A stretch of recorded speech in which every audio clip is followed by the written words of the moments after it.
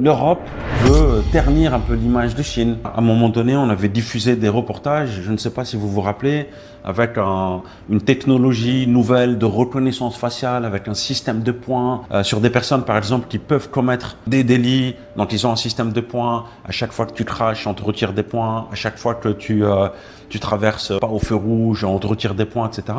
Et ça, c'était juste un test, en fait. En regardant les reportages, on avait l'impression vraiment que c'était étendu à toute la Chine. Alors que c'était juste un petit échantillon dans un quartier donné, je pense, dans une ville donnée, et que on avait, on va dire, dramatisé ça. Je pense qu'il y a une campagne de diabolisation contre la Chine, mais pour toutes les personnes qui ont voyagé en Chine, je pense qu'ils reviennent avec un étonnement gigantesque. Ils se disent, waouh, la Chine, c'est pas ce qu'on nous a dit.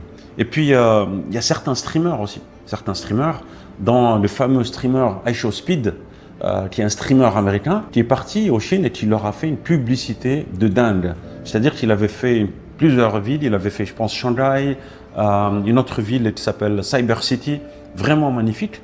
Et on voit que la Chine se développe à une vitesse vertigineuse. Vraiment, on a l'impression là-bas que les innovations, ça sort tous les jours. Voilà, c'est interminable. Donc, il y a un certain conditionnement médiatique par rapport, je pense, à l'Asie.